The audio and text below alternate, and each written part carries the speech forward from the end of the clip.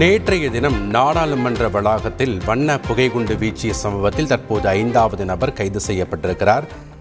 மூளையாக செயல்பட்ட லலித் ஜா என்பவர் டெல்லி போலீசார் கைது செய்து நடவடிக்கை மேற்கொண்டிருக்கிறார்கள்.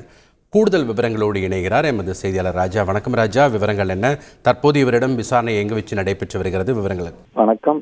நாடாளுமன்றத்தில் நேற்றைய தினம் தாக்குதலில் ஈடுபட்ட 4 பேரை போலீசார் கைது செய்து விசாரணை மேற்கொண்டு வருகிறார்கள். அதற்கு பிறகு இந்த சம்பவம் தொடர்பாக 6 பேர் ஈடுபட்டதாகவும் இதில் மூளையாக செயல்பட்டவர் லலித் ஜா என்று கூறப்படுகிறது.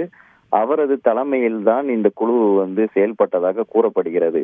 அந்த நாடாளுமன்ற தாக்குதலுக்கு முன்பே அந்த 4 பேரிடம் செல்போனை அவர் வாங்கி கொண்டதாகவும் அந்த செல்போனில் இருந்த தகவல்கள் எல்லாம் அவர் அழித்து விட்டதாகவும் தெரிகிறது. அவரை தேடும் முயற்சியாக கூறப்படுகிறது. முதலில் அந்த தாக்குதல் நடந்த சமயத்தில் உள்ள அந்த வீடியோவை அவர் மேற்கு வங்கத்தில் உள்ள தனது நண்பர் என்ஜிஓ நண்பரிடம் அதை பகிர்ந்திருக்கிறார். இதை ஊடகங்களுக்கு பகிருமாறு வாட்ஸ்அப்பில் அனுப்பியதாக தகவல்கள் வெளியாகி இருந்தது. பிறகு அந்த நண்பரிடம் விசாரணை நடத்தியதில் அவர் எங்களுடைய என்ஜிஓ, நாங்கள் ஒரு தன்னார்வ அமைப்பு வைத்திருக்கோம், அதில் ஒரு பொதுச் செயலராக அந்த அமைப்பில் அவர் பணியாற்றி வந்ததாகவும், மேலும் அவரை பற்றி எங்களுக்கு எந்த ஒரு விவரங்கள் தெரியாது, அவர் இந்த பகுதியில் இல்லவே இல்லை என கூறப்படுகிறது.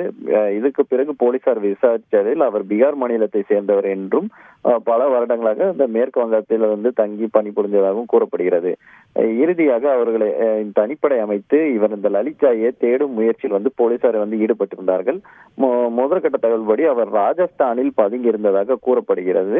அதற்கு பிறகு போலீசார் மேலும் தேடுதல் வேட்டையில் நடத்திய போது டெல்லி புறநகர் பகுதியில் அவர் பதுங்கியதாக கூறப்பட்டிருந்தது. தற்போது சற்று நேரத்திற்கு முன்பு லலித் ஜாவை டெல்லி போலீசார் கைது செய்யப்பட்டதாக அறிவிக்கப்பட்டு இருக்கிறது. மேலும் இதற்கு தொடர்பாக அவரிடம் விசாரணை நடத்தப்படும் என கூறப்படுகிறது. நேற்று கைது செய்யப்பட்ட 4 பேரும் இன்று பாட்டியாலா நீதிமன்றத்தில் ஆஜர்படுத்தப்பட்டனர். அவர்களுக்கு 7 நாள் போலீஸ் காவலில் வைத்து விசாரிப்பதற்கு நீதிமன்றம் உத்தரவு பிறப்பிக்கப்பட்டிருக்கிறது. இந்த சம்பவத்தில் மட்டும் 6 பேர் ஈடுபட்டதாக கூறப்பட்டது. இதில் 5வது முக்கிய குற்றவாளியும் கைது செய்யப்பட்டுவிட்டார்.